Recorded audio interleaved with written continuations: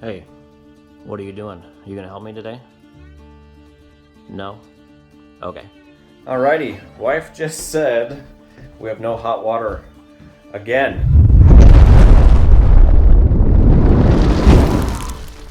So today, maybe we're gonna be doing some average Joeing. We're gonna try a little trick that I saw on the interwebs.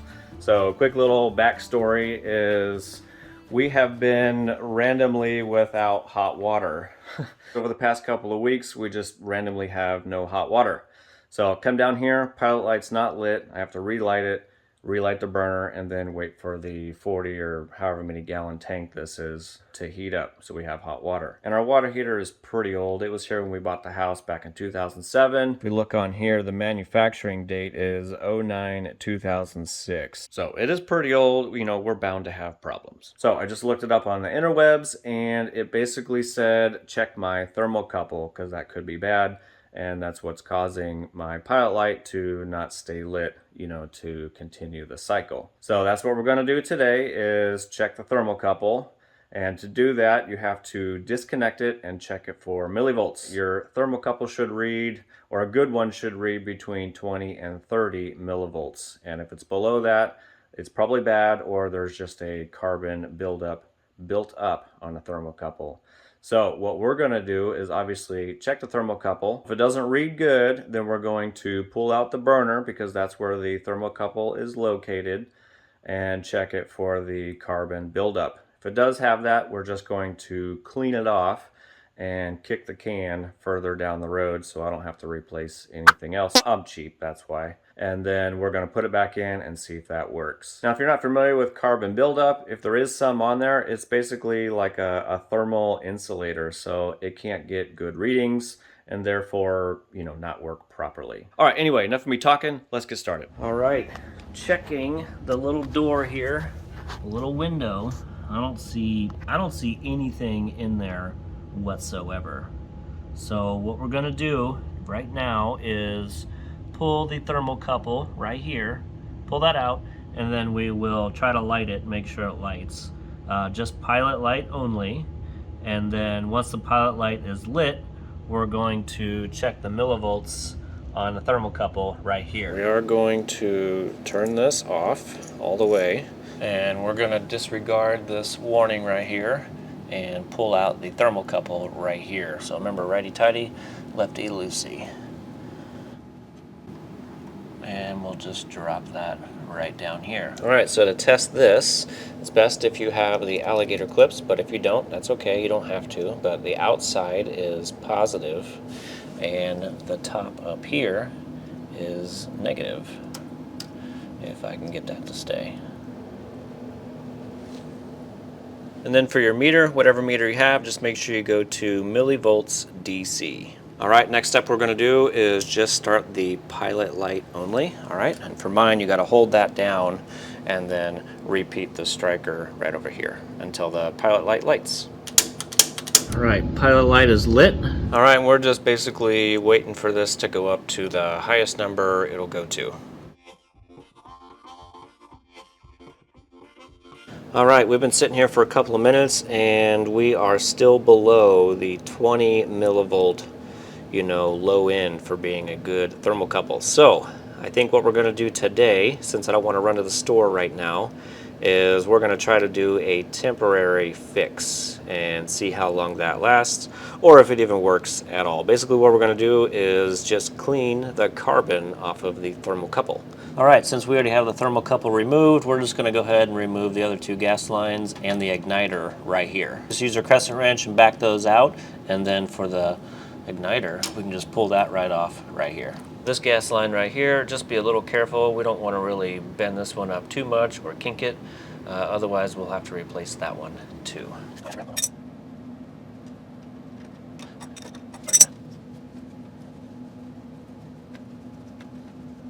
Next thing we're going to do is pull off this cover here, and for mine it's 4 Torx bits. Yours may be just a little bit different. And now we can pull it all out together.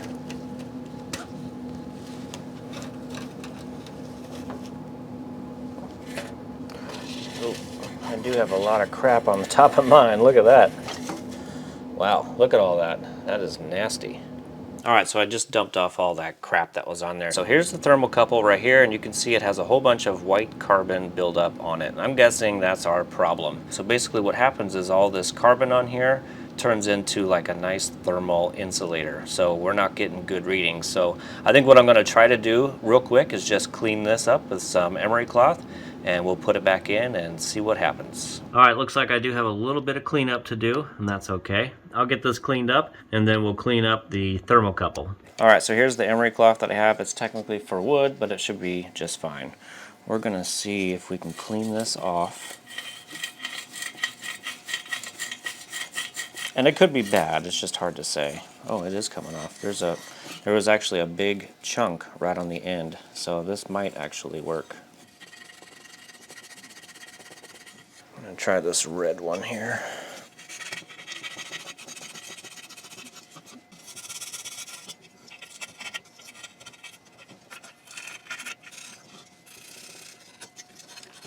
All right, there we go. I think I'm gonna call that good enough, and we'll throw it back in and see what we got.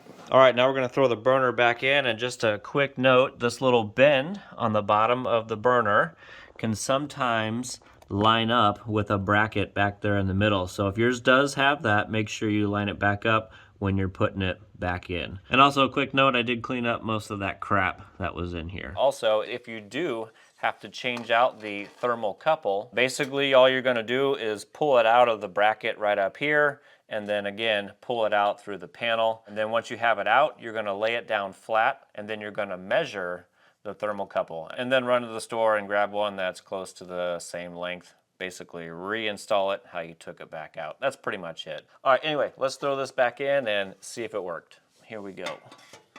Slide this back in.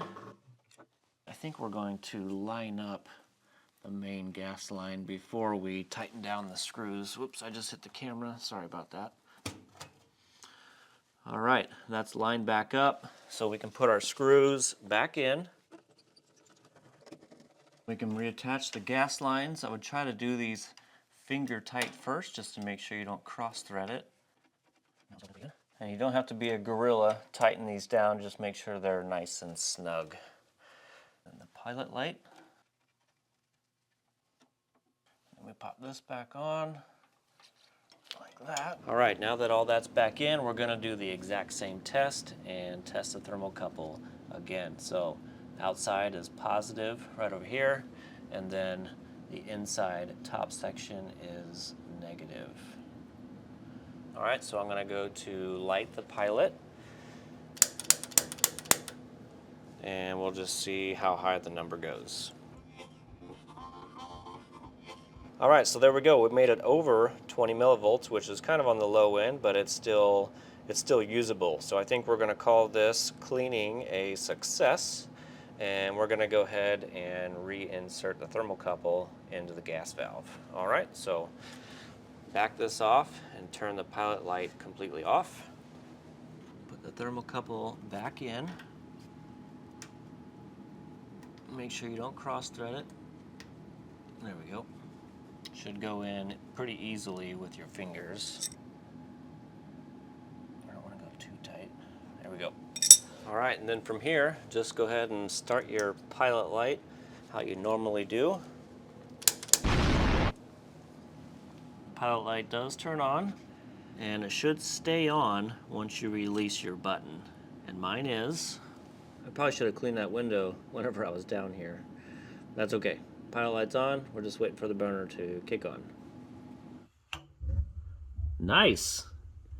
All right, it does turn on, as it should. All right, now that everything is working, next thing we're gonna do is we're going to spray each one of these gas lines right here with some soapy water and make sure the bubbles don't get bigger. If the bubbles do get bigger, we just gotta shut off the gas real quick and snug them down a little bit more, and then repeat the process. All right, so we'll spray these real quick to make sure there's no bubbles.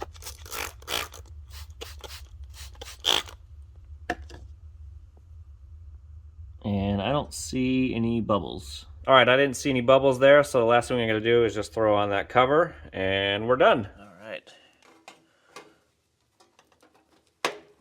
Boom, done. All right, so everything seems to be working as it should at this current time. I will let you know in 24 hours at least if the pilot light has stayed on or if it's shut off. Hopefully it stays on. I think it is going to stay on. But anyway, I'd love to hear if anybody else has had problems like this and what you did to fix it. Let me know down in the comments section. Also, it would really help my channel if you thought this video was helpful. Make sure you like that smash button. Don't forget to like, comment, and subscribe, and I will see you on the next one. Oh, and if you hear some weird noises like a rumble in the background, it's just my air conditioning right back here. So sorry about the poor sound quality, but there you go. Alrighty, it is the next morning. We do still have hot water, however, that doesn't mean that's working. It could just be a full tank of hot water without the pilot light, remaining from last night. So we're gonna go down here and check, see what we got. Make sure the pilot light is still on. And look at that, pilot light is still on. Nice. So I would say that the cleaning of the carbon was a successful fix. So there you go. I guess if it ever shuts off, I'll just make another video and we'll probably just replace the $12 thermocouple. Hey, what are you doing? Nothing? All right, cool. Hey dude, where are you going? Hey, where are you going? Nowhere? Hey, what are you doing? You gonna help me today? No? Okay.